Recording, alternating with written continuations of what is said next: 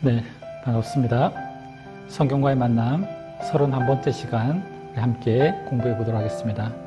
우리가 지난 시간까지 계속해서 이제 신약의 예수님의 이 사역에 대해서 살펴봤습니다. 지난 시간에는 예수님께서 이 땅에 오셔서 이 병자들을 고치시고 그들을 치유하시는 치유 사역에 대해서 우리가 살펴보았습니다.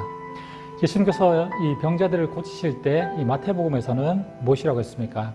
바로 이 병자들의 이 자기의 병이 나을 수 있는 믿음이 있는가를 보시고 바로 그 병을 고쳐 주셨다고 우리가 살펴봤습니다. 바로 예수님께서 우리에게 오신 이유도 그것입니다. 우리에게 예수님을 믿는 그 믿음이 있는가를 보시고 우리 또한 더 큰 은혜를 주신다는 것이죠. 그래서 오늘은 이 31번째 시간 이 예수님의 치유 사역에 이어서 오늘도 예수님의 이 사역에 대해서 우리가 살펴보도록 하겠습니다. 예수님께서 이제는 자신이 메시아이심을 밝히시는 이 사건이 이어지게 된다는 것입니다.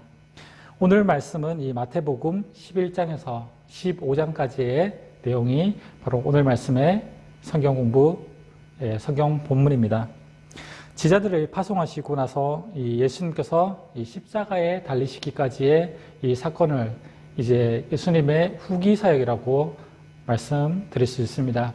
지난주까지는 이제 제자들을 파송하기 전까지 예수님께서 하신 이 사역을 예수님의 전기 사역, 그리고 오늘부터 시작되는 이 예수님의 사역은 바로 이 제자들을 파송하고 난 이후부터의 이 사역은 예수님의 후기 사역으로 나눠질 수 있다는 것이죠.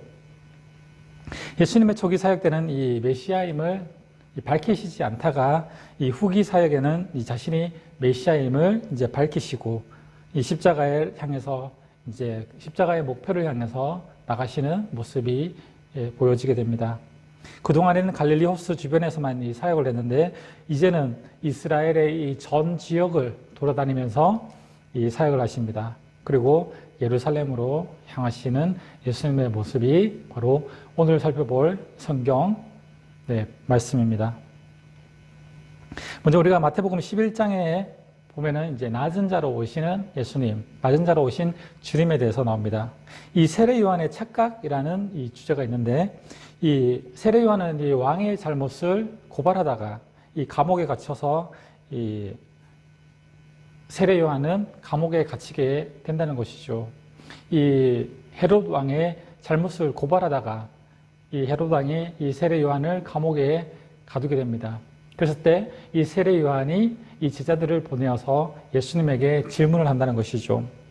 요한이 오게서 그리스도께서 하신 일을 듣고 이 제자들을 보내어 예수께 여짜오되 오실 그이가 당신이 오니까 우리가 다른 일을 기다리오리까? 라고 이 마태복음 11장 2절에서 3절까지의 이 세례 요한이 예수님께 질문을 한다는 것이죠. 그렇다면 왜 세례 요한은 예수님께 이런 질문을 했던 것일까요? 세례 요한이 어떤 사람입니까? 바로 예수님이 오시기 전, 예수님보다 이 6달 먼저 태어났죠. 그리고 그 일평생 예수님이 오기까지, 메시아의 오기까지 기다림을 준비했던 사람이 바로 이 세례 요한이었습니다. 그리고 예수님을 직접 만나서 예수님에게 세례까지 베풀었던 사람이 바로 세례 요한입니다. 그리고 세례를 베풀 때 어떤 일이 일어납니까? 하늘이 열리고 성령님께서 임하시고 바로 예수님에게 너는 내 사랑하는 아들이라 라는 이 하나님의 음성까지 들었던 사람이 바로 세례 요한이라는 것이죠. 그런데 왜 세례 요한은 예수님께 당신이 오실 그 메시아가 맞는가? 아니면 우리가 다른 일을 기다릴까? 라고 예수님께 질문했던 것일까요? 왜 세례 요한은 이렇게 예수님을 의심하는 마음이 들게 되었던 것일까요? 세례 요한은 이 헤롯의 잘못을 지적하다가 감옥에 갇히게 되었습니다. 결국 이 1년 정도 감옥에 갇히게 되었다가 결국 어떻게 됩니까? 이 헤로디아의 딸의 요구에 의해서 이 세례 요한은 참수형에 당하게 되죠. 결국 세례 요한은 감옥에 갇힌 1년 정도의 시간 이후에 바로 참수형으로 사형을 당하게 됩니다. 이 헤로디아의 딸이 누굽니까?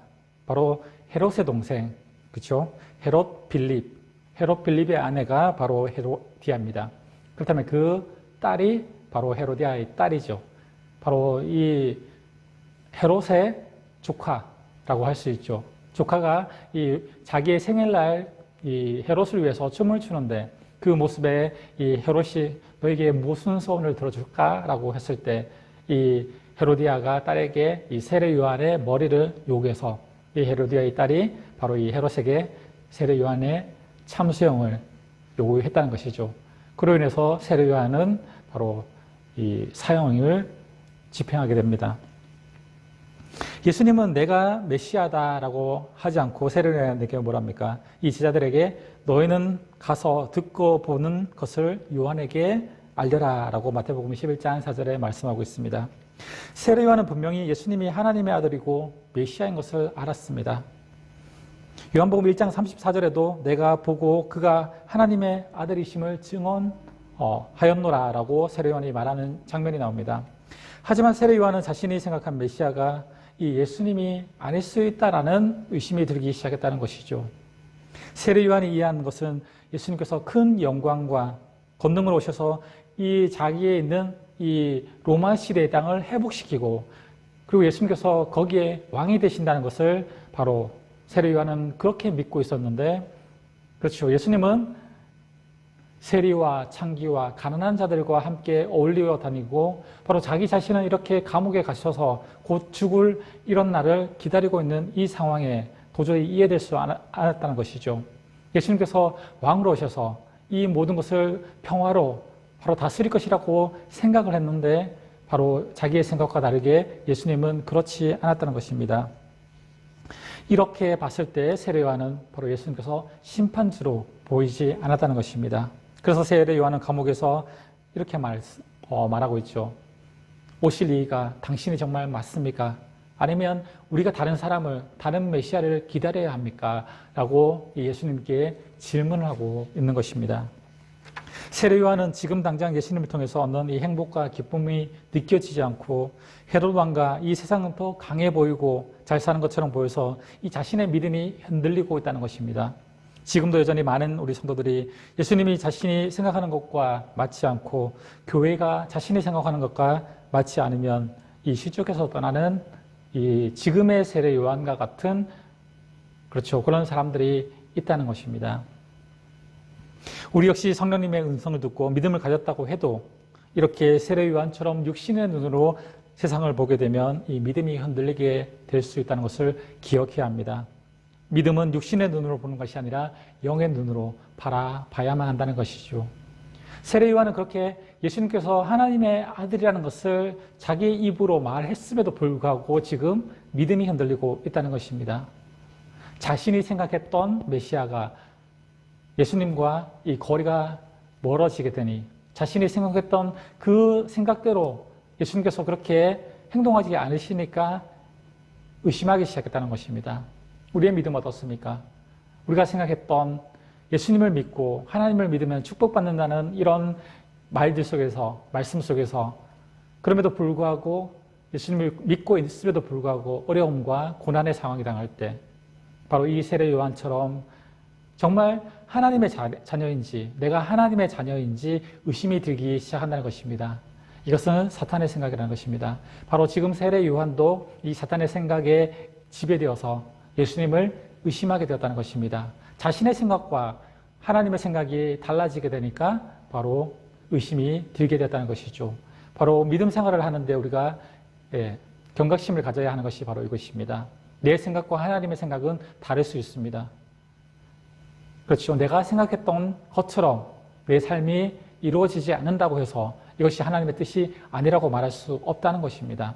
그렇기 때문에 우리는 믿음 안에서 영적인 눈으로 우리의 삶을 바라볼 필요가 있다는 것입니다. 이어서 나오는 내용은 구원은 기적으로 나타나는 것이 아니다라는 제목이 나옵니다. 마지막 선지자인 이 세례 요한은 예수님이 메시아임을 증거했습니다.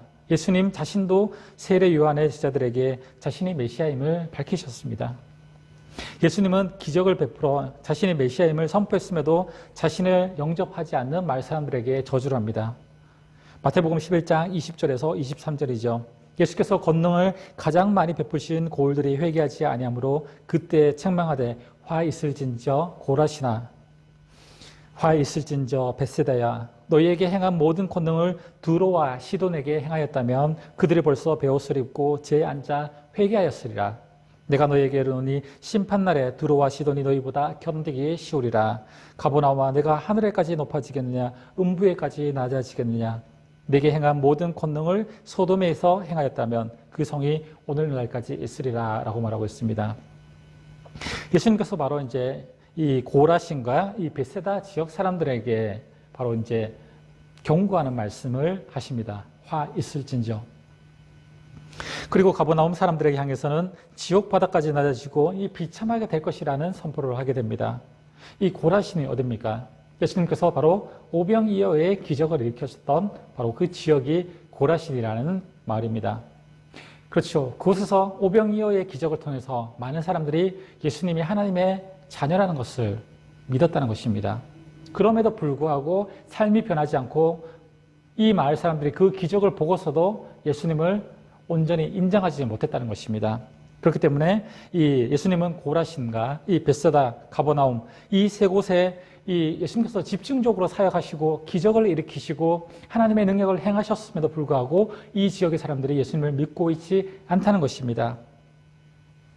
하나님을 체험하고 하나님의 기적을 체험했음에도 불구하고 하나님을 믿지 못하는 사람들이 있다는 것이죠.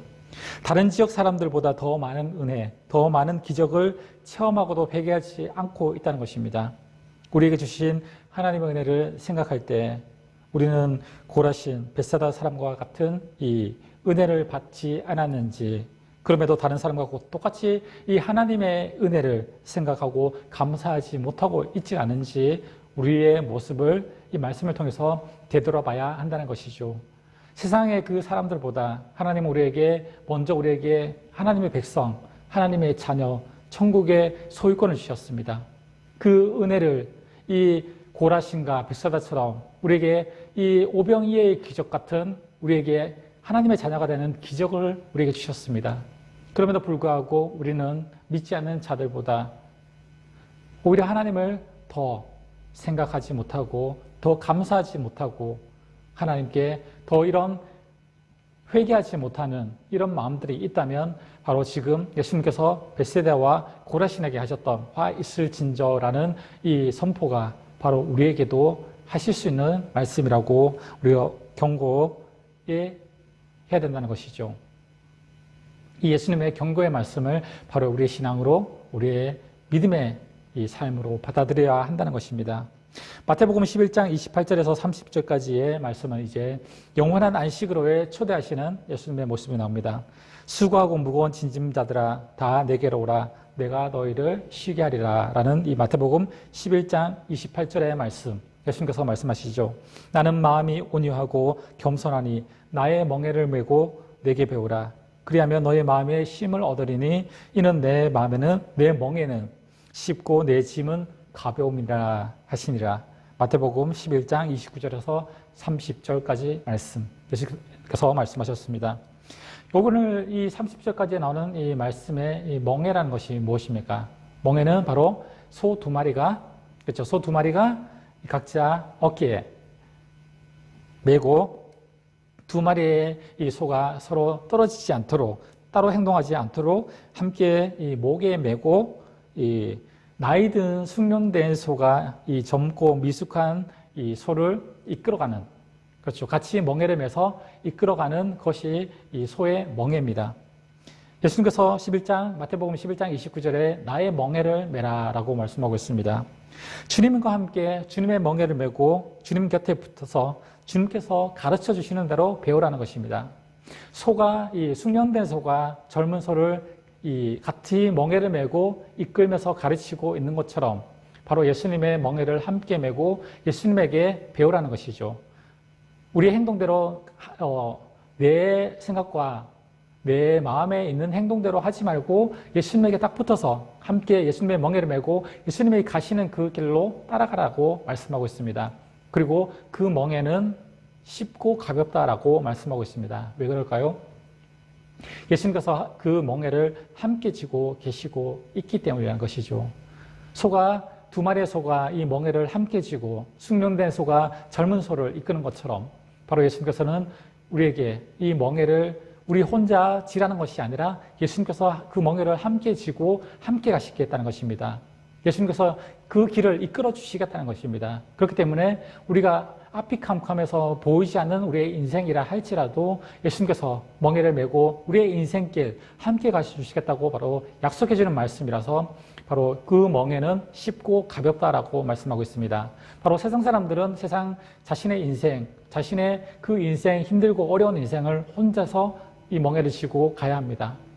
그러나 예수님께서 함께 멍에를 메주신다고 우리의 인생에 함께 걸어가 주시겠다고 약속해 주는 말씀이 바로 오늘 마태복음 11장 28절 나의 멍에를 메라는 말씀이라는 것이죠. 바로 멍에를 메는 것은 말씀에 순종하고 내 뜻대로 하지 않는다는 것입니다. 내 마음대로 가지 않는다는 것입니다. 우리가 아직 예수님에게 배우고 예수님과 함께 멍에를 메고 예수님이 가르쳐 주시는 말씀, 그렇죠? 하나님이 가르쳐 주시는 이 하나님의 말씀, 성경 말씀을 배우면서 이 말씀대로 따라가라고 바로 우리에게 가르쳐 주고 있는 말씀이 바로 마태복음 11장 28절에서 30절까지 말씀이라는 것이죠. 이어서 마태복음 12장 말씀은 이제 안식일의 주인이신 예수님에 대한 이 말씀이 나옵니다. 마태복음 12장은 이 지도자들이 예수님을 영접하지 않고 강력하게 대항하는 장면들이 채워져 있습니다. 예수님이 안식일에 이 밀밭 사이로 지나갈 때 이 제자들과 함께 이 밀밭 사이로 지나갑니다. 그런데 이 제자들이 너무나 이 배가 고파서 안식일인데 배가 고파서 이삭을 이제 손으로 따서 비벼서 먹습니다. 원래 유대인들은 이 안식일에는 일을 하지 않아야 합니다. 유대인들이 지켜야 할 안식일의 법이 314가지 이상이 되는 이 많은 내용들이 있습니다. 그 가운데 얼마를 걷지 말고 밥을 하지 말고 아궁이에 불도 떼지 말고 뭐 이런 일을 그것을 노동이라고 생각하기 때문에 이 안식일에는 완전히 쉬어라는 이 법이 있는데 율법이 있는데 이 제자들이 안식일 날 그렇죠 벼 이삭을 이렇게 먹으니까 그것도 노동이라는 것이죠. 그것을 본 바리새인들이 왜 하나님의 말씀을 어기느냐라고 이 예수님에게 바로 따지고 있다는 것이죠. 왜 십계명의 말씀을 구약의 이 율법을 어기고 있냐라고 하고 있습니다. 포로 시대 이후에 이 안식일의 율법이 더 강해져서 바로 이 안식일에 지켜야 할 율법들이 유대인들에게는 엄청나게 많이 있었다는 것이죠. 그렇기 때문에 이 안식일에 왜 예수님과 제자들이 그 안식일의 법을 지키지 않느냐라고 예수님께 말합니다. 그러나 예수님은 이 사람의 필요, 이 배고플 때 먹는 것은 이 율법을 형식적으로 지키는 것보다 더 중요한 일이라고 말씀하고 있습니다. 그리고 이 구약 성경에 다윗의 사건을 예로 듭니다. 마태복음 12장 3절에서 5절까지 말씀이죠. 예수님은 다윗이 이제 이 사울의 왕에 의해서 쫓겨다니다가 이 배가 고팠을 때 다른 사람과 함께 이 제사장만이 먹을 수 있는 이 진설병을 다윗이 먹었음에도 불구하고 하나님께서 다윗을 책망하지 않으셨다는 이 사건, 이것을 보면서 이 증거에 대해서 바로 예수님께서 말씀하셨습니다. 왜 하나님은 제사장밖에 먹을 수 없는 이 진설병을 다윗이 먹었음에도 불구하고 책망하지 않으셨습니까? 그것은 바로 이 성전은 생명을 살리는 곳이기 때문이라는 것이죠. 즉 하나님은 제사장만이 먹을 수 있는 이 진설병이라 할지라도 믿음의 사람을 살리는 일이라면 허락하셨다는 것입니다. 그리고 폭탄 선언을 하시죠. 안식일의 주인이 누굽니까? 안식일의 주인은 바로 자신이다라고 선언을 하십니다. 마태복음 12장 8절이죠. 이 말은 자신이 하나님이라는 말씀입니다. 안식일의 주인, 바로 안식일을 하나님께서 만드셨기 때문에 이 안식일의 주인이 자신이라는 것입니다. 자신이 곧 하나님이라는 말씀이죠. 이랬을 때 바리새인들이 더욱 예수님을 거역하는 일이 되겠죠. 바로 신성모독이라는 것입니다. 어떻게 너가 하나님의 아들이 될 수 있냐라는 것이죠. 또 다른 이 안식일에 행하신 일이 있습니다. 손 마른 자를 고치시는 사건이 나옵니다. 왜 예수님은 이 사건들을 보여주신 것일까요? 지금으로부터 2000년 전에 이 남자가 한쪽 손이 마르면 한쪽 손을 마르다는 것은 한쪽 손을 사용하지 못했다는 것입니다. 이 한쪽 손이 구부러져서 펴지 못했다는 것이죠. 이것이 한쪽 손 마른 사람이죠. 그 사람은 세상 어디에도 인정받지 못하는 사람이 바로 이 한쪽 손 마른 사람이라는 뜻입니다.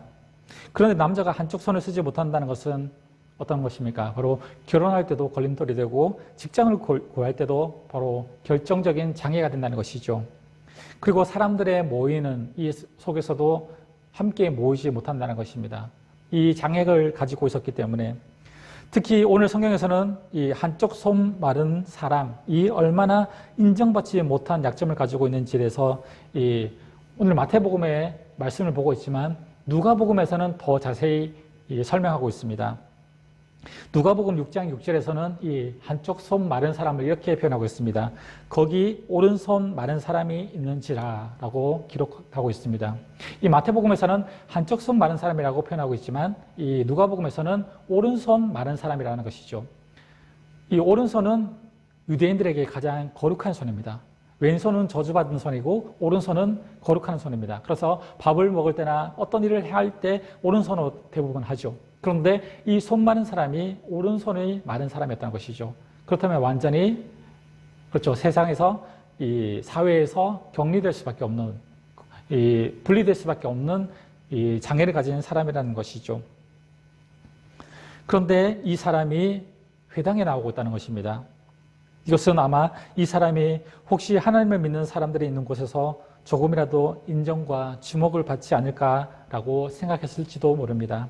그럼에도 이 사람은 회당에서조차 사람들에게 인정받지 못하고 주목받지 못했다는 것입니다. 왜냐하면 이 오른손을 사용하지 못했기 때문에 이 남자는 그렇죠. 사람들 사이에서도 장애를 가진 사람이고 그리고 이 모자라는 사람이었기 때문에 다른 사람들의 주목을 받지 못하고 인정받지 못하고 대접받지 못했던 사람이라는 것입니다. 그런데 예수님께서 회당에 들어가셨을 때 그 많은 사람 중에 이 손 마른 사람에게 주목하셨다는 것입니다. 예수님은 바로 이렇게 약하고 보잘것없는 사람들을 고치고 살리시기 위해서 이 땅에 오셨다는 것을 보여주시기 위해서 이 회당에 들어가실 때 많이 멀쩡한 사람들도 있었지만 그 많은 사람들을 제쳐두고 바로 이 손 마른 사람을 고쳐주셨다는 것은 그렇죠. 예수님은 낮고 비천하고 하나님이 필요한 이런 낮은 자들을 위해서 이 땅에 오셨다는 것을 보여주기 위해서 바로 이 기적을 일으키셨다는 것입니다. 이어서 나오는 이 말씀은 이 바알세불의 시비라는 제목의 말씀이죠. 예수님이 귀신 들리고 벙어리 된 자들을 고쳐주시니까 이 바리새인들은 어떻게 말합니까? 예수님이 바알세불을 힘입어서 이 귀신들을 쫓아낸다라고 말하고 있다는 것이죠. 이 바알세불이 무엇입니까? 바로 파리의 왕. 그렇죠. 바알세불은 바로 파리의 왕이 바알세불입니다. 출애굽할 당시에 이 파리 때의 재앙을 내린 것도 이 모세가 당시에 바알세불을 의지해서 바알세불을 섬겼기 때문에 파리의 왕이 움직였다라는 설도 있습니다. 그렇기 때문에 이 파리의 왕, 바알세불의 이 힘을 빌어서 병을 고쳤다라고 예수님에게 이렇게 주장을 합니다. 예수님은 그러나 내가 하나님의 성령을 힘입어 귀신을 쫓아내는 것이면 하나님의 나라가 이미 너희에게 임하였느니라 라고 바로 성령님과 함께 하셨음을 말씀하고 있습니다. 누구든지 말로 인자를 거역하면 사하심을 얻되 누구든지 말로 성령을 거역하면 이 세상과 오는 세상에서 사하심을 얻지 못하리라 라는 이 마태복음 12장 31절에 말씀을 하십니다. 예수님을 증거하는 이 성령님을 부인하는 죄가 얼마나 큰가를 바로 이 사건을 통해서 말씀하고 있다는 것이죠. 바로 당신이 하나님의 성령을 의지해서 귀신을 쫓아내는 것이 아니라 이 잡신인 바알세불, 파리의 왕 바알세불을 힘입어서 귀신을 쫓아낸다라고 예수님을 모욕하고 있다는 것이죠. 예수님은 성령을 의지해서 이 귀신과 이적을 행하셨다는 것입니다. 바로 이것이 성령을 모욕하는 죄라는 것입니다. 이렇게 성령을 모욕하는 죄는 바로 지금 세상뿐만 아니라 오는 세상에서까지 사하심을 얻지 못한다고 예수님께서 말씀하셨습니다. 아들이 아버지께서 하시는 일을 보지 않고는 아무것도 스스로 할 수 없나니 아버지께서 행하시는 것을 아들도 그와 같이 하느니라. 요한복음 5장 19절 말씀이죠. 그랬던 것처럼 이 삼위일체 하나님이 함께 일하는 것을 볼 수 있다는 것입니다. 그래서 성령님의 능력을 행했다고 하시고 스스로 행했다고 말씀하지 않으신 것입니다. 그것은 성령님의 능력으로 천국이 이미 이 땅에 이루어졌다는 것이죠. 예수님은 자신의 능력으로 했다는 것이 아니라 성령님의 능력을 힘입어서 바로 지금 이런 귀신을 쫓아내고 이적을 행하셨다는 것입니다. 그렇기 때문에 성령님의 능력을 의지해서 행했다면 이미 하나님의 나라가 너희 가운데 임했다라는 것이죠. 하나님의 나라가 임하는 것도 바로 성령님의 능력으로 성령님께서 임하시는 그곳에 하나님의 나라가 임한다는 것이죠. 바로 우리의 삶도 마찬가지입니다. 우리가 예수님을 믿고 하나님을 믿을 때 우리의 마음속에 성령님께서 임하시죠. 하나님을 믿고 예수님을 주님으로 인정하는 자마다 성령님을 주신다고 하셨습니다. 그렇다면 성령님이 임하는 곳은 바로 하나님의 나라라는 것이죠. 왜냐? 성령님은 하나님이시기 때문에 하나님이 통치하는 곳은 하나님의 나라라는 것입니다. 완전히 완성되지는 않았지만 지금 계속해서 이루어지는 하나님의 나라가 바로 우리 가운데 예수님을 믿는 그 마음 가운데 지금도 예수님을 믿기만 하면 하나님의 나라가 계속해서 확장되어져 간다는 것이죠. 우리가 전도하는 이유가 무엇입니까? 예수를 믿는 사람들이 한 사람 한 사람 늘어갈 때 그곳에 예수님 믿는 사람 마음속에 그곳에 성령님이 임하고 하나님의 나라가 임재한다는 것이죠. 우리가 죽어서 가는 이 하나님의 나라는 완성된 하나님의 나라지만 이 땅에서도 하나님의 나라는 점점 확장되어 간다는 것입니다. 예수님을 믿는 사람이 한 사람 한 사람 늘어갈 때 바로 성령님께서 그곳에 함께 하실 때 하나님의 나라가 확장되어 간다는 그 의미를 말하고 있다는 것입니다. 그러자 바리새인들은 이 표적을 구합니다. 그때 서기관과 바리새인 중 몇 사람이 말하되 선생님이 우리에게 표적 보여주기를 원합니다 라고 말합니다. 예수님께서 말씀하십니다. 악하고 음란한 세대가 표적을 구하나 선지자 요나의 표적밖에는 보일 표적이 없느니라 라고 이 마태복음 12장 38절에서 39절까지 이 말씀을 하십니다. 요나의 표적이 무엇입니까? 그렇다면 요나의 표적은 첫 번째로 물속에 빠졌다가 이 사흘 만에 요나가 다시 살아나죠. 이것은 바로 예수님께서 십자가에 달리시고 사흘 만에 다시 살아나신다는 의미죠. 그리고 이 니느웨 백성들의 회개, 요나가 니느웨에 가서 이 아수르의 수도였던 이 니느웨, 이 적군의 나라죠. 거기서 하나님의 말씀을 선포했을 때 니느웨 백성들이 회개한 이 장면들, 이 두 가지의 표적을 예수님께서 말씀하십니다. 첫 번째는 왜 예수님께서 이 니느웨 사람들에게 대한 이 말씀을 하셨던 것일까요? 니느웨 사람들은 하나님을 거부하고 이 자신의 힘과 부를 가지고 잘 살아가던 사람입니다. 하나님을 믿지 않고 자신들의 능력과 자신들의 힘으로 이 강력한 아수르 제국이라는 이 힘을 믿고 이 부와 명예를 가지고 살아갔던 사람들이 바로 이 니느웨 사람들입니다. 아수르의 이 수도, 이 강력한 아수르 제국의 거기에서도 수도였던 니느웨 사람들은 더욱 자부심을 가지고 있었겠죠. 지금 이 당대에 자신들을 이길 만한 나라가 없었기 때문에 그런 자부심을 가지고 살아가던 나라가 바로 이 아수르 니느웨 사람들이었습니다. 그런데 하나님께서 이 요나를 보내셔서 그런 삶이 죄된 삶이고 그것을 하나님께서 심판하실 것이라는 바로 이 선포를 하신다는 것이죠. 그런데 요나가 니느웨 성에 가서 선포할 때 이런 말씀이 나오죠. 사흘 동안 걸어야 되는 큰 성이라고 이 니느웨 성을 말하고 있습니다. 이 아수르 제국도 엄청나게 큰 나라이지만 이 아수르 제국의 수도였던 니느웨는 그렇죠. 더 강력하고 더 큰 성이었겠죠. 바로 지금 우리 대한민국의 이 지방이 아니라 서울같이, 그렇죠. 서울이라는 이 성은 바로 우리나라에서도 가장 이 발달하고 이 힘이 있고 사람들이 모여 살기 때문에 그런 성이 바로 이 니느웨 성이었습니다. 그리고 그 크기가 이 사흘 동안 걸어야 될 만큼 큰 성이라고 했습니다. 사람이 걸어서 사흘을 걸어야만 되는 큰 성, 사흘을 걸으려면 최소한 이 300km 정도의 그렇죠. 큰 성이었다는 것입니다. 그런데 이 요나서에 보면은 사흘 되는 그 큰 성을 요나가 하루 만에 걸었다고 말하고 있습니다. 하루만 다니고 전했다는 것이죠. 그 이유에 대해서는 여러 가지 해석이 있습니다. 요나는 이 적국 땅인 이 니느웨가 회개하는 것을 원하지 않았다는 것이죠. 그럴 가능성이 많다는 것입니다. 그리고 그들이 회개하는 것을 요나는 볼 수 없었다는 것입니다. 왜냐? 적이기 때문에. 만약 자기가 선포하는 이 하나님의 말씀을 듣고 그들이 회개하면 자기는 너무 억울한다는 것이죠. 왜냐? 적군이 회개하고 하나님께서 선포해서 그 나라가 망할 것이라고 말했는데, 회개하지 않으면 망할 것이라고 말했는데 회개해버리면은 이 적군이 망하지 않기 때문에 요나는 이 사흘 되는 큰 성을 이 하루 만에 후딱 다니면서 말씀을 선포할 가능성이 있습니다. 또 한 가지는 이 사흘 되는 큰 성을 사흘을 원래 가야만 이 성을 다 돌 수 있는데 하루만 전하고 다시 쓸 수도 있다는 이 가정을 할 수 있다는 것이죠. 어쨌든 요나는 이 하나님의 말씀을 니느웨에 제대로 전하지 않았다는 것입니다. 그런데 결과가 어떻습니까? 니느웨 사람들이 금식하고 바로 회개하며 죄를 뒤집어쓰고 하나님께 엎드려서 회개했다는 것입니다. 그리고 하나님의 심판을 받지 않게 되었다는 것이죠.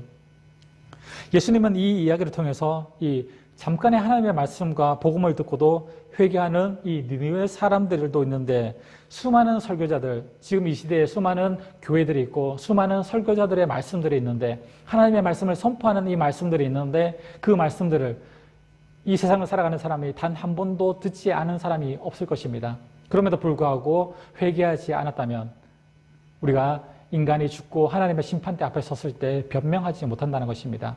왜냐? 내가 살았을 때 한 번은 예수를 믿고 바로 하나님을 선포했던 이 사람들이 내 주위에 분명히 있었을 것이다. 그럼에도 불구하고 너는 하나님을 믿지 않았기 때문에 이 심판대 앞에서 바로 변명하지 못했다는 것입니다. 바로 이 니느웨 사람들도 요나의 바로 이 어설픈 선포에도 불구하고 회개하고 엎드렸다는 것입니다. 바로 이 니느웨 사람들을 본다면은 지금 이 시대를 살아가고 있는 많은 사람들, 하나님을 알지 못하고 죽어가는 많은 사람들이 하나님의 심판대 앞에서 변명하지 못할 것이라는 말씀이죠. 예, 또 예수님께서는 또 남방 여왕에 대한 표적을 말씀하십니다. 마태복음 12장 42절 말씀이죠. 심판 때에 남방 여왕이 일어나서 이 세대 사람들을 정죄하리니 이는 그가 솔로몬의 지혜의 말씀을 들으려고 땅 끝에서 왔음이거니와 솔로몬보다 더 큰 이가 여기 있느니라 라고 말씀하고 있습니다. 그렇다면 왜 예수님께서는 이 남방 여왕에 대해서 말씀하셨을까요? 남방 여왕은 어떤 사람입니까? 솔로몬 시대에 살았던 사람이죠. 솔로몬 시대에 바로 이 솔로몬의 지혜를 듣기 위해서 이 스바, 곧 이 어디입니까? 애굽 아래쪽에 있는 에디오피아, 이쪽에 남쪽의 여왕을 말한 것입니다. 이 에디오피아 여왕은 한 나라의 왕이었다는 것입니다. 여왕이었다는 것입니다. 그렇기에 이 국가 정세를 돌봐야 하고 나라 일을 해야 함에도 불구하고 이 매일의 바쁜 일정에도 불구하고 솔로몬의 지혜의 말씀을 듣기 위해서 자신의 그 모든 것을 버려두고 올라왔다는 것입니다. 이 남방 여왕이 솔로몬이 살고 있는 이 이스라엘 땅, 유대 땅까지 오기 위해서는 최소한 몇 달의 이 행보를 했을 것입니다. 이 한 나라의 왕이 나라를 비우고 몇 달을 비웠다면 이 얼마나 위험한 일입니까? 그렇죠.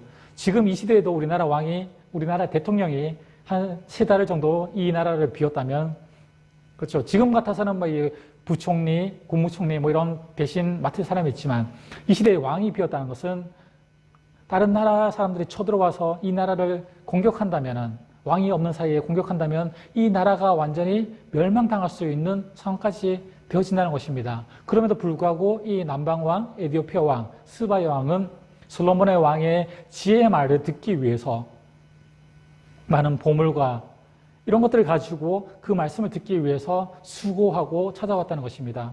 그런데 어떻습니까? 이 에디오피아 여왕에 비해서 지금 우리들은 어떻습니까? 우리들은 그렇게 이 여왕처럼 바쁩니까? 한 나라의 이 왕처럼 중요한 일들이 그렇게 많이 있습니까?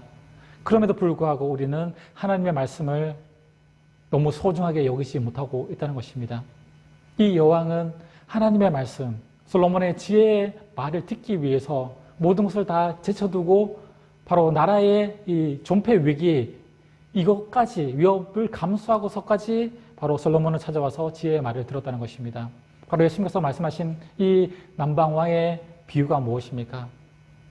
마찬가지로 이 니느웨 사람들과 마찬가지로 지금 이 시대에 살아가는 많은 사람들, 하나님을 알지 못하고 예수님을 알지 못하고 죽어가는 많은 사람들이 바로 심판대 앞에 섰을 때 또 하나님께 변명하지 못한다는 것입니다. 그리고 예수님을 믿는 그리스도인들조차도 내 삶이 너무 바빠서 하나님께 예배드리지 못했습니다. 내 삶이 너무 바빠서 말씀 보지 못했습니다. 라고 하나님께 변명하지 못한다는 것이죠. 왜?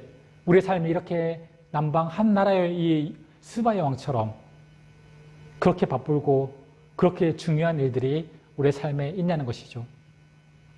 그럼에도 불구하고 하나님의 말씀을 볼 시간이 없다. 예배드릴 시간이 없다. 너무 바빠서 하나님께 나갈 시간이 없다라고 변명한다면 바로 이 심판대 앞에서 예수님은 바로 이 스바의 왕의 비유를 통해서 변명할 수 없다는 것을 말씀해 주고 있다는 것입니다. 우리에게 시간이 없고 바쁘다고 할 일이 많다고 갖가지 이유로 하나님의 말씀과 지혜의 말씀을 들으려고 하지 않는 우리의 삶, 우리의 이 신앙의 삶이 있다면 이 시간 다시 한번 회개하며 하나님께 다시금 하나님의 말씀을 더욱더 소중히 여기고 예배를 소중히 여기고 하나님을 더욱더 귀하게 여기는 우리들의 삶이 되기를 원합니다. 이어서 나오는 마태복음 13장 말씀은 이 천국 비유에 대한 말씀입니다. 예수님은 병 고치고 죽은 자를 살리고 오병이에 의해 기적을 행하셨지만 이보다 더 큰 것은 바로 천국에 대한 말씀이라고 말씀하십니다. 천국에 대한 말씀은 바로 이제 마태복음 13장 1절에서 23절까지의 이 씨 뿌리는 자의 비유에 대해서 나오고 있습니다. 예수님은 씨 뿌리는 이 사람의 비유로 이 천국에 대해서 보여주셨다는 것이죠. 마태복음 13장 24절의 말씀이죠.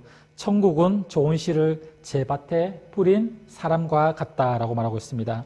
바로 이스라엘의 농사법은 지금 우리의 대한민국의 농사법이랑 다릅니다. 이 이스라엘의 농사법은 바로 이 광주리 같은 바로 이 배낭 같은 것을 어깨에 메고 바로 이 씨를 담습니다. 그리고 이 밭을 다니면서 씨를 그냥 흩뿌리면서 그냥 지나갑니다. 바로 이렇게 지나갈 때 이 씨를 뿌릴 때 우리나라처럼 이렇게 심는 것이 아니라 그냥 흩날리듯이 뿌리기 때문에 바람이 불면 이 씨가 날려서 좋은 땅에도 떨어지지만 가시덤불 그리고 길가에도 떨어질 수 있다는 것이죠. 바로 이 비유를 통해서 예수님은 천국에 대해서 말씀해 주고 있다는 것입니다. 바로 우리가 이 성경에 대해서 이스라엘의 배경의 이런 모습들을 알아야만 바로 이 씨 뿌리는 자의 비유에 대해서도 어느 정도 이해할 수 있다는 것이죠. 우리나라의 이 농사법만 생각하면은 왜 씨를 뿌리는데 길밭에 뿌려지고 가시덤불밭에 뿌려지고 좋지 못한 땅에 뿌려지는가라고 약간 의심이 들 수 있겠지만 이해할 수 없을 수도 있겠지만 바로 이스라엘의 이 농사법을 우리가 알게 된다면은 지금 이 시대에 예수님께서 굳이 이렇게 설명을 안 해주는 것은 바로 지금 이스라엘의 사람들은 예수님의 이 비유를 딱 듣자마자 바로 이해할 수 있었기 때문에 왜냐하면 자기들의 농사법이 자기들이 알고 있었기 때문에 바로 예수님의 이 씨 뿌리는 자의 비유에 대해서 알 수 있었다는 것이죠. 그래서 첫 번째 이 씨를 뿌리는데 길가에 떨어집니다.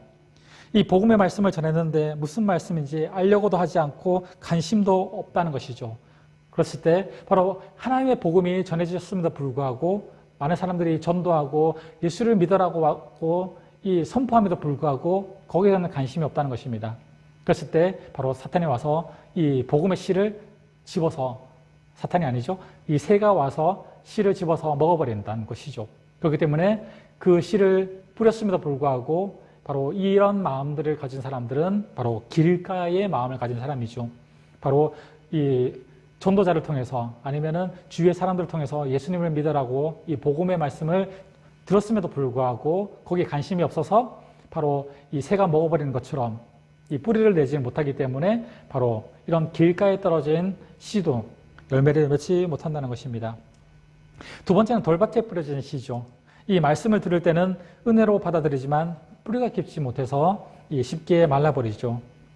예수님을 믿는 사람들의 이 가장 큰 문제가 바로 이것입니다. 이 바리새인과 같은 신앙이라는 것이죠. 말씀을 받을 때는 그것을 지식으로 받아들입니다.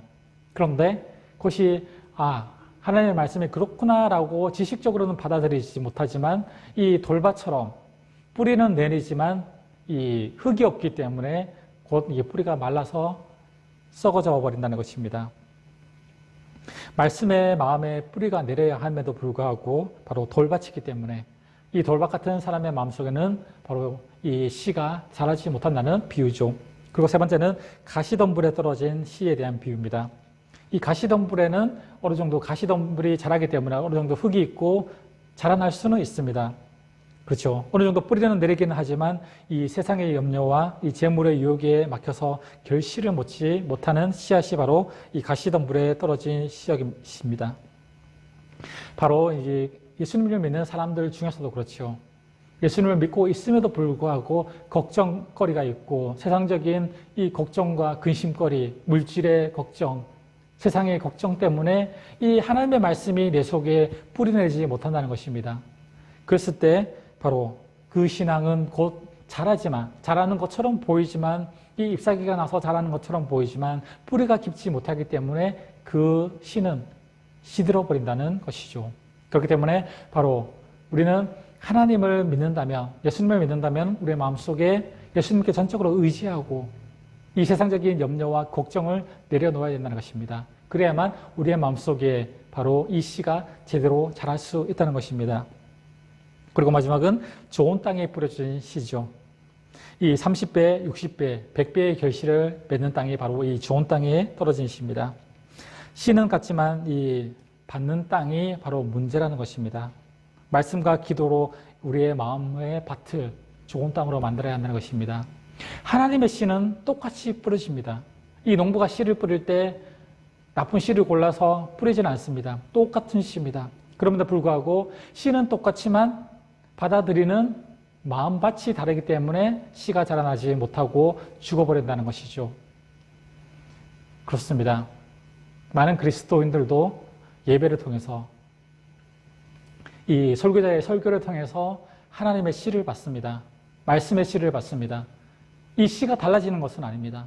그런데 그 마음속에 열매를 맺는 것은 씨의 문제가 아니라 설교자의 설교의 문제가 아니라 바로 씨를 받는 마음밭의 문제라는 것입니다.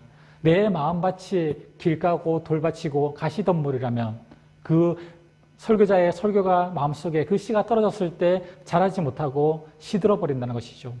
그렇기 때문에 우리는 누구의 말씀을 듣더라도 어느 설교자의 말씀을 듣더라도 그 말씀이 열매 맺기 위해서는 어떻게 해야 하냐? 우리의 마음을 좋은 땅으로 만들어야 된다는 것이죠. 그렇기 위해서는 좋은 땅을 만들기 위해서는 바로 하나님께 기도함을 통해서 우리가 말씀을 통해서 더욱더 하나님을 알아가고 하나님을 깊이 사랑해야만 어떤 말씀이 우리의 마음밭에 떨어지든지 열매가 맺히게 된다는 것입니다. 우리가 성경과의 만남을 통해서 하나님을 더욱더 알아가는 이유가 무엇입니까? 우리의 마음밭을 계속해서 갈기 위해서 좋은 땅을 만들기 위해서 우리가 이 말씀을 공부하는 것이죠. 이 말씀을 공부하는 것에 그쳐서도 안 된다는 것입니다. 또한 기도를 통해서 우리의 영적인 밭도 좋은 땅으로 만들어야 한다는 것입니다.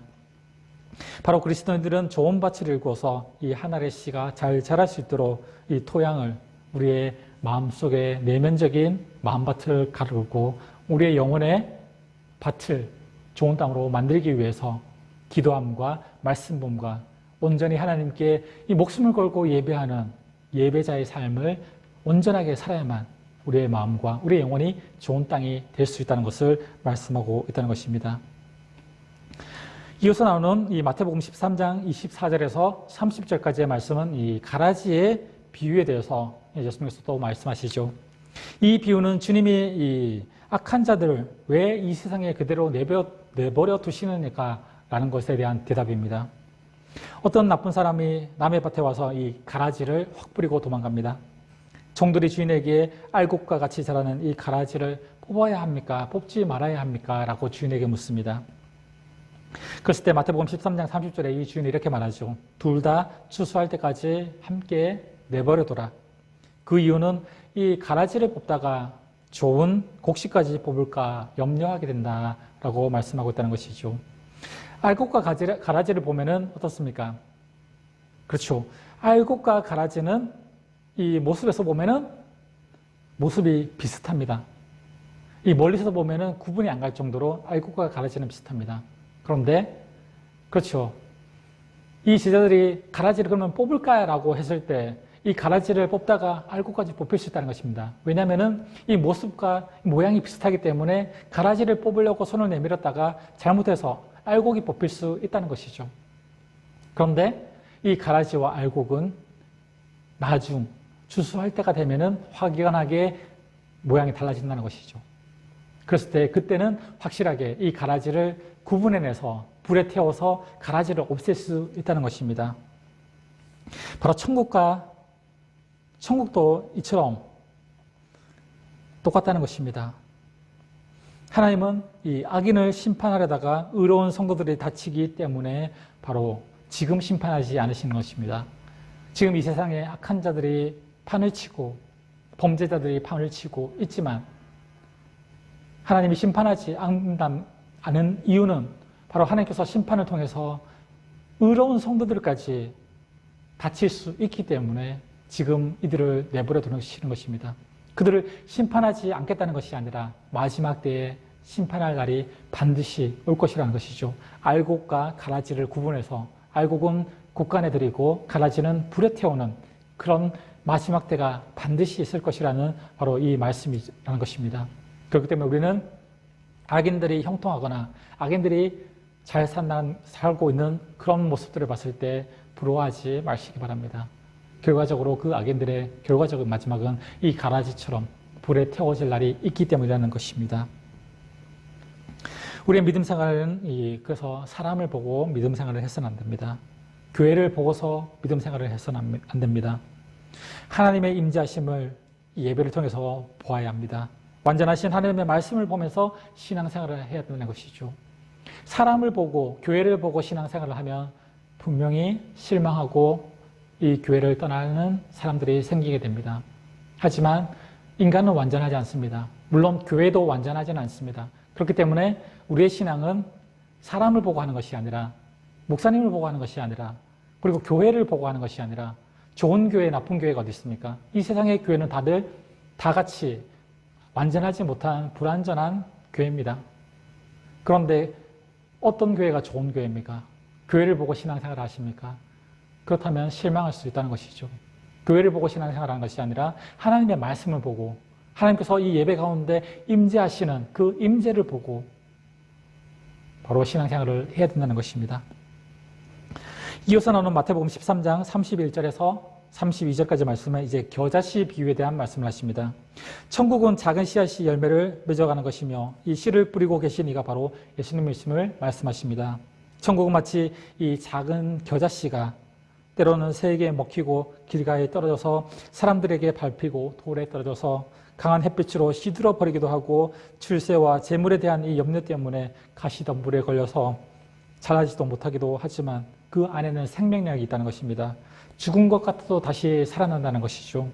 겨자씨를 심으면 나무는 자라서 열매를 또한 많이 맺지만 결과적으로 이 겨자씨를 심어서 이 나무가 크게 되어서 성장을 하게 되면 이 열매는 누가 먹습니까? 자기 자신이 먹는 것이 아니죠. 바로 이웃이 먹으라고, 이웃을 먹이라고 열매를 맺는 것입니다. 이 비유는 바로 예수님이 평강과 사랑과 은혜로 안식을 취할 수 있도록 천국을 내 안에서 확장시켜 나가라는 것, 바로 말씀입니다. 나를 통해서 이 겨자씨를 통해서 생명의 말씀을 띄워줘서 이 겨자씨처럼 큰 나무가 되어서 바로 많은 이웃들이 그것을 나눌 수 있도록 바로 우리의 신앙을 키워가라는 것이죠. 마태복음 13장 44절에는 이 천국에 대해서 또한 말씀하시는데 밭에 감추인 보화라고 이 천국을 말하고 있습니다. 계속해서 이 마태복음 지금 우리가 보고 있는 오늘 말씀은 예수님께서 천국에 대한 비유에 대해서 계속해서 말씀하고 있습니다. 마태복음 13장 44절에는 이 천국이 감추인 보화라는 것입니다. 천국은 마치 밭에 감추인 보화와 같으니 사람이 이를 발견한 후에 숨겨두고 기뻐하며 들어가서 자기의 소유를 다 팔아서 그것을 산다라고 말하고 있습니다. 또 천국은 마치 좋은 진주를 구하는 장사와 같으니 극히 값진 진주 하나를 발견하며 자기 소유를 다 팔아서 그 진주를 사느니라 라고 마태복음 13장 44절에서 46절까지 말씀하고 있습니다. 골동품을 알아보는 수집가, 그렇죠.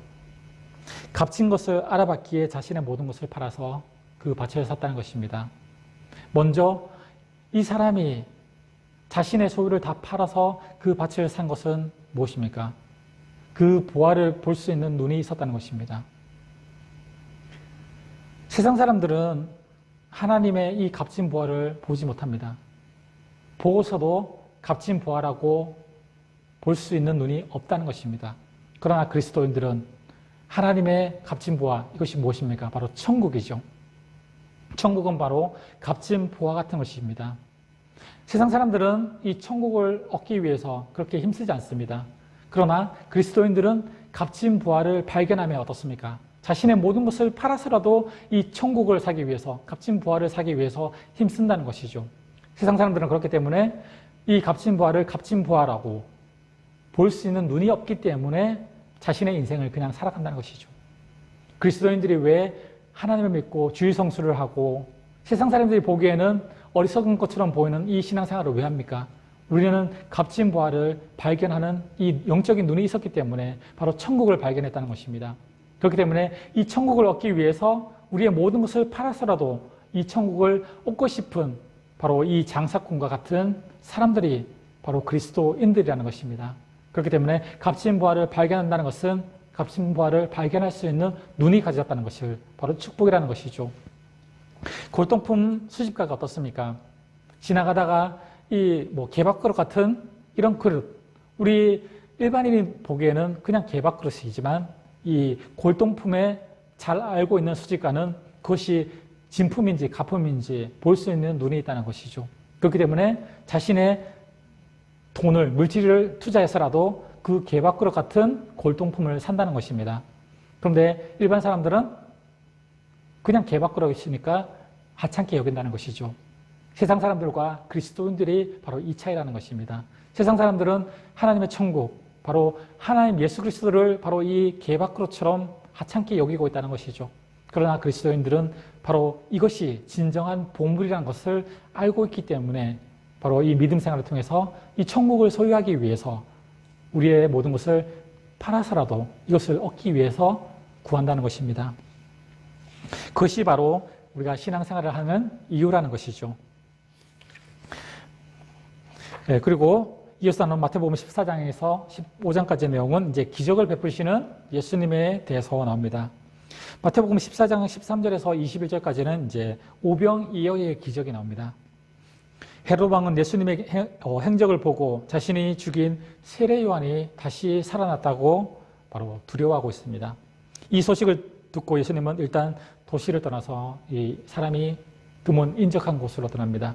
왜냐하면 세례 요한도 자신이 잡아서 이 참수형으로 죽였기 때문에 그 세례 요한이 다시 부활해서 살아난 사람이 바로 이 예수님이라고 이 헤롯이 생각했다는 것이죠. 그래서 예수님을 잡기 위해서 바로 병사들을 보냈을 수도 있다는 것입니다. 그래서 예수님은 이들을 피해서 환작한 곳으로 떠납니다. 왜냐하면 아직 예수님의 이 십자가의 때가 아니었기 때문에 예수님은 피하셨다는 것이죠. 그런데 수많은 사람들이 예수님께 몰려듭니다. 그들이 예수님께 치료받고 말씀을 듣다 보니까 이제 뉘엿뉘엿 저녁 때가 되었습니다. 기적의 현장에서 이제 무엇이 문제가 나타났습니까? 먹는 문제가 나타났죠. 예수님께서 한적한 곳으로 피하셨지만 그것을 알아본 사람들이 몰려들어서 또한 예수님께 말씀을 듣고 또한 예수님 곁에 있었다는 것이죠. 이 예수님의 말씀을 듣다 보니까 저녁 때가 되었는데 이제 저녁을 먹어야 하는데 저녁 시간 되었는데 그렇죠. 이제 각자 집으로 돌아가서 저녁을 먹을까요? 돌아가라고 할까요? 라고 제자들이 묻자 예수님께서 말씀하십니다. 너희가 먹을 것을 주라. 이날 장정만 5,000명이 되었다는 것입니다. 장정 5,000명. 그렇다면은 이 인원에서 이 이스라엘에서 인원을 계수하는데 인원은 이 18세 이상의 남자만이 바로 인원수에 포함됩니다. 그렇다면 장정이 5,000명이었다면은 이 아이와 이 부인들까지 합치면은 약 15,000명 정도 이상 되는 많은 사람이었습니다. 물론 여기서는 이 5,000명을 먹으셨다고 하지만 이 실제로는 15,000명 이상 되는 사람들이 바로 이 예수님의 주위에 있었다는 것이죠. 그런데 예수님은 한 어린아이가 이 바친 물고기 2마리와 보리떡 5개로 5,000명의 사람들을 먹이십니다. 바로 이 이야기는 우리 안에 작은 것, 이 작은 것을 통해서도 기적의 사건이 일어날 수 있다는 것입니다. 구약에서 보면은 이 사르밧 가부의 사건이 나오죠. 이 사르밧 가부는 바로 작은 것, 자기의 남은 작은 것을 드렸으니 그것을 통해서 기적이 일어나서 어떻습니까? 이 가루 한 움큼, 병에 기름 조금, 이 작은 것을 통해서 이 3년 반 동안 기근 중에서도 궁핍해하지 않는, 계속해서 샘솟아나는 이 기름의 이 기적을 맛보게 되었다는 것입니다. 바로 이것이 구약에서 나는 500인형의 기적이죠. 작은 것을 드렸을 때 큰 기적이 일어난다는 것이죠. 바로 우리의 믿음도 마찬가지입니다. 우리가 하나님께 드리는 것이 대단한 것이 아니라 우리의 작은 것, 작은 마음, 예배를 통해서 우리의 마음을 드리는 것, 예배를 통해서 우리의 작은 정성을 드리는 것, 이것을 통해서 하나님의 기적이 나타나고 하나님의 역사가 일어난다는 것을 바로 이 사건을 통해서 보여준다는 것이죠. 예수님의 기적을 보고 사람들은 바로 예수님의 또 뒤를 따르게 됩니다. 이 먹는 문제가 해결됐죠. 예수님은 사람들의 이 환호를 받았지만 사람들의 이 원하는 대로 끌려다니지는 않았습니다. 그들이 와서 자기를 억지로 붙들어서 이 나라의 왕으로 세우려고 하니까 예수님께서 다시 자리를 피해서 이제 산으로 떠나가시니라라고 요한복음 6장 15절에 말씀하고 있습니다. 예수님은 이 땅의 왕으로 다스리기 위해서 이 땅의 왕으로 오신 것이 아니라 이 땅에 죽어가는 죄인들을 구하기 위해서, 낮은 자를 위해서, 그들을 살리기 위해서 오셨기 때문에 바로 이들을 피해서, 이 인간들은 예수님을 바로 이 세상의 왕으로 세우려고 했지만 예수님은 그것이 목적이 아니었기 때문에 이 사람들을 피해갔다는 것입니다. 우리가 앞에서도 봤듯이 세례 요한 역시 이 사람들처럼 이런 마음들을 가지고 있었다는 것이죠. 예수님을 이 나라의 왕, 지금 유대 땅에 이 나라의 다윗이, 이 나라의 이 헤롯이 다스리는 이 악독하고 핍박을 하는 이 나라 가운데 예수님께서 진정히 해방되는, 예수님의 그 능력으로 해방되고 예수님께서 이 나라의 왕으로 다스리는 것을 기대했지만 그것이 이루어지지 않으니까 세례 요한도 예수님을 의심하기 시작했다는 것입니다. 그러나 예수님은 이 나라의 왕으로 오신 것이 아니라 진정한 하늘나라의 왕으로 이 땅에 오셨던 것입니다. 마태복음 14장 22절에서 33절까지 이어지는 말씀은 이제 물 위를 걸으시는 예수님에 대해서 나옵니다. 오병이어의 기적으로 이 신이 난 제자들이 배를 타고 이 가버나움으로 갈 때 이제 풍랑을 만나게 됩니다. 그리고 풍랑으로 이 배가 뒤집힐 정도로 이 큰 풍랑을 만나게 됩니다. 그때 예수님께서 바다 위를 걸어서 제자들에게 오십니다. 이 예수님께서 굳이 바다 위를 걸어서 이 풍랑을 만난 제자들에게 오신 이유가 무엇입니까? 바로 이 제자들을 더욱더 믿음을 확실하게 세워주기 위해서였다는 것이죠. 자신이 메시아라는 것을 이 제자들에게 이 모습을 보고 확신시켜주기 위해서 왔다는 것입니다. 이렇게 대단한 분이시지만 결국 십자가에 죽고 다시 살아나셔야 한다는 것을 알리고 그리고 제자들을 준비시키기 위해서 이렇게 기적의 사건들을 바로 일으키고 계신다는 것이죠.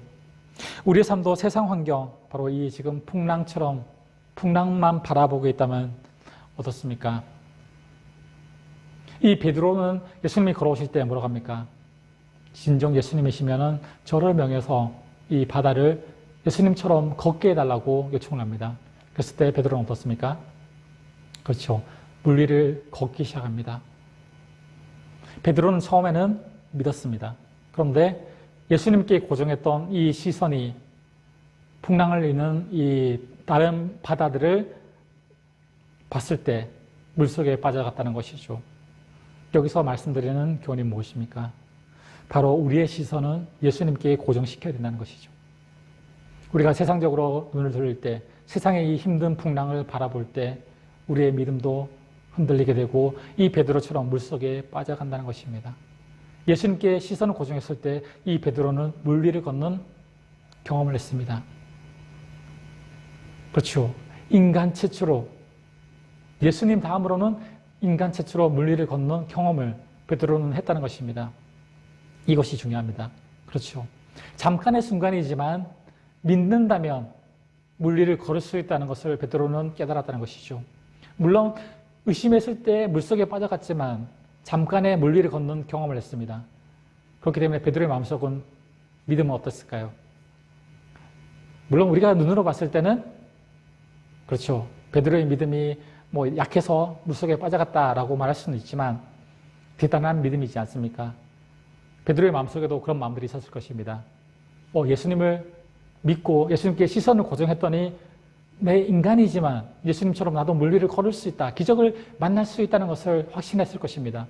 그렇기 때문에 이 예수님이 승천하시고 난 이후에 예수님이 이 땅에 계시지 않을 때도 베드로는 바로 굳건한 믿음을 지킬 수 있었던 이유가 무엇입니까? 바로 이 믿음 때문이었던 것이죠. 믿으면은 기적이 일어난다라는 것을 경험했기 때문에 잠깐의 경험이지만 그 경험을 통해서 믿는 자에게 기적이 나타난다는 것을 바로 믿게 됐다는 것입니다. 바로 그리스도인들에게도 이것이 중요합니다. 우리에게도 기도를 통해서 잠깐이지만 하나님의 기적을 체험한다는 것도 중요합니다. 믿는 자에게 기적이 일어납니다. 바로 잠깐의 기적이지만 그 기적을 통해서 우리는 더욱더 하나님을 믿는 믿음을 단단하게 할 수 있다는 것이죠. 마태복음 15장의 내용은 이 중심을 보시는 이 주님에 대한 내용입니다. 예수님은 오병이어의 기적을 행하신 다음에 이 배를 타고 이제 가버나움으로 들어가십니다. 이 가나안 땅은 이제 모래바람이 부는 이 광야 지대이기 때문에 이 발만 더러워지는 것이 아니라 손도 더러워져서 음식을 먹을 때 반드시 손을 씻어야 합니다. 예수님의 일행이 손을 씻지 않고 음식을 먹는 것을 보고 그 소문이 들리죠. 이 바리새인들이 찾아와서 이제 시비를 겁니다. 그때 예수님께서 말씀하십니다. 입으로 들어가는 모든 것은 배로 들어가서 뒤로 내버려지는 줄을 알지 못하느냐. 입에서 나오는 것들은 마음에서 나오나니 이것이야말로 사람을 더럽게 한다라는 것이죠. 이 사람이 씻지 않은 손으로 음식을 먹는 것이 더러운 것이 아니라 이 마음속에 있는 악함을 밖으로 내는 것이 바로 그것이 진정이 더러운 것이라는 것이죠. 사람이 선한 말을 하더라도 안에서 나오는 것이 악한 것이 될 수 있고 입으로 악한 말을 하나 실제로 나오는 것은 선한 것이 될 수 있다는 것입니다. 우리가 어떤 말을 하든지 중요한 것은 이 말의 동기라는 것입니다. 선한 것을 우리 안에 쌓기 위해서 바로 우리의 말씀을 통해서 우리의 영이 날마다 깨끗해져야 되고 기도를 통해서 육신의 변화가 있어야 된다는 것이죠. 그랬을 때 우리가 어떤 말을 하든지 우리의 말 속에는 축복의 말들이 나올 것이라는 것입니다. 그렇기 때문에 이 씻지 않은 손으로 음식을 먹는 것이 율법에는 위배되는 것이지만 예수님께서 말씀하시고 싶어하는 것은 진정 더러운 것은 그것이 아니라 우리의 마음속에 이 더러운 것을 쌓아두고 우리가 말을 하고 입으로 내뱉는 것이 그것이 정말 더러운 것이다 라는 것입니다. 마태복음 15장 21절에서 28절까지 이어지는 내용은 이제 가나안 여인의 믿음에 대한 내용이 나옵니다. 이 갈릴리 호수를 중심으로 사역하던 예수님은 이 사역 후기에는 이 차츰 위쪽 지방으로 올라가서 이 사역 범위를 넓히고 있습니다. 오늘날 레바논인 이 시돈 지방까지 가십니다. 곳에서 귀신 들린 자기 딸을 불쌍히 여겨달라는 이 요청을 하는 가나안 여인을 만나게 됩니다. 이 수로보니기아 여인이죠. 이 예수님은 이 여인에게 말합니다. 나는 이스라엘 집에 잃어버린 양 외에는 다른 데로 보내심을 받지 아니하였노라. 마태복음 15장 24절이죠. 이방인은 고쳐주지 않겠다는 말씀입니다. 이 여인은 더욱 간절히 예수님께 간구합니다. 여자가 와서 예수께 절하되 이르되 주여 저를 도우소서. 대답하여 이르시되 자녀의 떡을 취하여 개들에게 던짐이 마땅하지 아니하니라. 여자가 이르되 주여 올소이다마는 개들도 제 주인의 상에서 떨어지는 부스러기를 먹나이다 라고 마태복음 15장 25절에서 27절까지 말씀하죠. 예수님은 바로 잃어버린 자기의 양, 이 이스라엘 백성들을 위해서 이 땅에 오셨다고 이 여자를 대놓고 무시합니다. 그런데 이 여인은 바로 나는 그렇습니다. 저는 개처럼 주인의 상에서 떨어지는 이 부스러기라도 먹고 싶습니다라는 이 여인의 믿음, 이 믿음을 보시고 예수님은 이 여인을 고쳐주신다는 것이죠. 그렇다면 왜 예수님께서는 이 여인에게 이런 모욕적인 말을 했을까요? 바로 예수님은 이 여인의 믿음을 알기 위해서 사람들 앞에서 이 여인의 믿음을 드러내기 위해서 의도적으로 이런 말씀을 하셨다는 것입니다. 그래서 이 여인의 믿음이 바로 본이 되게 하게 하시기 위해서 일부러 이런 여인에게 바로 이 질문을 하셨다는 것이죠. 바로 우리들의 신앙이 이래야 된다는 것이죠. 우리들의 신앙, 우리들의 믿음 어떻습니까? 바로 이 정통성으로 본다면은 우리 역시 이방인입니다. 이 여인과 같은 이방인입니다. 그렇죠. 정말 하나님께서 선택하신 백성은 이스라엘 백성들, 유대인들밖에 없습니다. 그 사람들을 제외하고서는 다 이방인들이라고 할 수 있죠. 역시 우리는 또 이방인들입니다. 그렇다면 우리도 이 여인과 같이 주인의 상에서 떨어지는 부스러기를 먹는 그 은혜들, 그 은혜를 받는 심정으로 바로 예수님을 믿고 하나님을 믿어야 된다는 것입니다. 우리는 구원받을 기회조차도 없었고 우리는 구원받을 수 있는 자격조차도 없었지만 바로 이 여인의 믿음처럼 바로 이 여인이 이렇게 예수님께 간구했던 이 믿음을 예수님은 보여주시기 위해서 이 믿음이 곧 이방인들의 가져야 할 믿음이라는 것을 보여주시기 위해서 바로 예수님은 이 여인에게 모욕적인 말을 하셨다는 것입니다. 그리고 당시 유대인들은 이 사마리아, 이 북쪽 사마리아 사람들, 이 북쪽에 있는 사마리아 사람들을 이 상종을 하지 않았다는 것이죠. 이 구약시대에 이 북이스라엘의 멸망은 후에 어떻습니까? 10지파가 이 북이스라엘의 이 아수르에서 BC 722년에 멸망을 당합니다. 그렇죠. 그리고 이 북이스라엘의 수도 사마리아가 이제 이방인들이 차지하게 됩니다.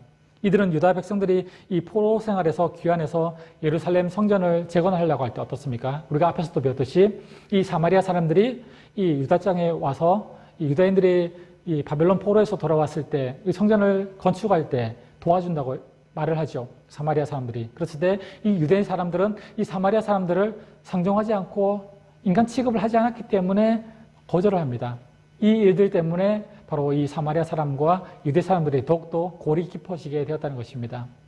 왜냐하면 이 유대인들이 생각할 때 이 사마리아인들은 혼혈족이기 때문에 다른 이방 민족의 피가 섞였기 때문에 이 유대인들은 정통성을 강조하는데 이들은 사마리아 사람들은 정통적이지 않다는 것이죠. 왜냐하면 혼혈족이기 때문에 물론 이 유대인들의 피가 섞인 사람도 있겠지만 이 혼혈족들이 대부분이었기 때문에 그들을 사람 취급하지 않았다는 것입니다. 그렇기 때문에 이 지금 사마리아 여인이 예수님께 왔을 때도 예수님도 유대인이었기 때문에 이 여인에게 바로 이런 모욕적을 말을 했다는 것이죠. 예수님은 유대인들의 이 업신여김을 직접적으로 표현하십니다. 그랬을 때 이 여인이 자신이 죄인이라는 것을 예수님 앞에 고백을 합니다. 자신이 완전히 죽이고 이 부인하는 신앙을 고백한다는 것이죠. 이 여인이 절망 가운데 예수님도 자신을 인정하지 않는 이 상황 속에서 예수님을 붙잡고 매달립니다. 비참한 모욕적인 말을 듣지만 예수님께 은혜를 구합니다. 우리는 바로 이 여인, 가나안 여인을 통해서 무엇을 배워야 할까요? 세상 사람들의 나에게 복을 받을 자격이 없다. 심지어 나의 유일한 구원자이신 예수님께서도 지금 이 여인에게 하셨던 말씀처럼 지금 너의 기도를 들어주지 않겠다. 응답하지 않겠다. 네가 아무리 기도해도 응답하지 않겠다라고 바로 예수님께서 말씀하셔도 우리는 이 여인처럼 그래도 예수님은 나의 주인이고 주님은 나의 주님이십니다. 라는 이 여인의 고백이 바로 우리 그리스도인들에게 있어야 됨을 잊지 말아야 한다는 것을 바로 교훈해 주고 있는 말씀이라는 것입니다. 우리 그리스도인들도 바로 이 여인의 믿음처럼 예수님이 모욕적인 말로 우리를 거부하고 우리의 기도를 들어주시지 않고 응답하시지 않더라도 우리는 주님을 주님으로 인정하고 그럼에도 불구하고 하나님을 예배하고 온전히 하나님을 섬겨야 하는 것이 바로 이 여인의 믿음에서 본받아야 할 점이 있다는 것이죠. 마지막으로 이 마태복음 15장 32절에서 39절까지 말씀은 이제 칠병이어의 기적이 나옵니다. 예수님도 말씀을 전하며 수많은 병자를 고치다 보니 이 사흘 동안 아무것도 먹지 못했습니다. 마침 한 병자가 고침을 받고 걸어가는 이 뒷모습을 보신 예수님은 측은한 마음이 듭니다. 속으로 한참 흐느껴 오신 것 같이 이 예수님은 그 병자를 봅니다. 병 고침은 받았지만 자기 순서를 기다리나 바로 이 사람들도 사흘 동안 굶었기 때문이죠. 마태복음 15장 32절에 예수님께서 말씀하십니다. 내가 무리를 불쌍히 여기노라. 그들이 나와 함께 있는지 이미 사흘임에 먹을 것이 없도다. 길에서 기진할까 하여 굶겨 보내지 못하겠노라. 예수님께서 측은한 마음들이 드셨다는 것이죠. 물론 예수님 자신도 사흘 동안 아무것도 먹지 못했지만 자신을 따르던 이 병자들도 사흘 동안 아무것도 먹지 못했기 때문에 측은한 마음을 들어서 이 제자들에게 묻습니다. 너에게 떡이 몇 개나 있느냐? 그리고 물으신 다음에 떡이 7개죠. 7병이요. 오늘은 7병, 7개의 떡과 2개의 물고기로 이제 4,000명을 또 먹이시는 기적을 일으키십니다. 병자를 불쌍히 여기고 못 먹어 굶주렸던 그들을 긍휼히 여기시는 사랑 때문에 바로 예수님은 이적을 행하셨다는 것입니다. 우리도 주님의 사랑으로 이웃을 긍휼히 여겨서 우리에게 작은 것으로 주님께 드린다면 많은 이들이 먹고 남는 이 기적의 이적을 체험하게 될 것입니다. 바로 예수님께서는 오늘 이 예수님의 이 행적을 통해서 바로 작은 것을 통해서 큰 것을 나타내는 기적을 통해서 예수님의 이 기적을 보이기 위한 사건이 아닙니다. 물론 이 오병이어가 없었어도 예수님은 이들을 먹이실 수 있었습니다. 5,000명을 먹이실 수 있었습니다. 7병이어가 없었어도 4,000명을 먹일 수 있는 능력의 분이십니다. 하나님의 아들이십니다. 그럼에도 이 작은 것을 통해서 이 행하셨던 이유는 무엇입니까? 바로 이 작은 것을 순정하며 드렸을 때 이 어린아이가 오병이어 자기의 도시락을 자기가 먹었다면 이 기적은 일어나지 않았을 것입니다.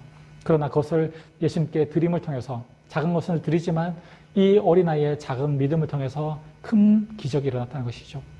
바로 우리들도 우리의 작은 것을 드리는 그런 믿음 생활이 되어야 되는 것이죠. 우리가 큰 일을 할 수는 없지만 외해외에 나가서 이 오지에 나가서 믿지 않는 자들을 선교하는 선교사가 될 수는 없습니다. 다 그렇게 될 수는 없습니다. 그러나 우리의 작은 마음, 작은 기도를 통해서 바로 하나님은 큰 기적을 일으키시는 것입니다. 지금 이 나라뿐만 아니라 전 세계가 힘들어하고 있는 이 가운데에 있는 가운데 이 상황 가운데서도 우리의 작은 믿음을 통해서 하나님은 큰 기적을 일으킬 수 있다는 것을 우리가 믿음으로 그 믿음으로 날마다 우리가 신앙의 삶을 살아야 할 줄로 믿습니다. 오늘은 이 성경과의 만남 31번째 시간으로 이 예수님의 사역에 대해서 살펴봤습니다. 이 사역을 통해서 우리가 더욱더 예수님의 이 땅에 오신 이유들을 다시 한번 생각해보는 시간이 되기를 원하며 여러분들이 성경과의 만남, 교제를 통해서 더욱더 하나님과의 깊은 교제, 만남을 가질 때 더욱더 큰 은혜를 누리시는 귀한 시간들이 또 있어지기를 원합니다. 오늘 성경 공부, 성경과의 만남은 여기까지 공부하도록 하겠습니다. 다음 시간에 다시 뵙도록 하겠습니다. 수고하셨습니다.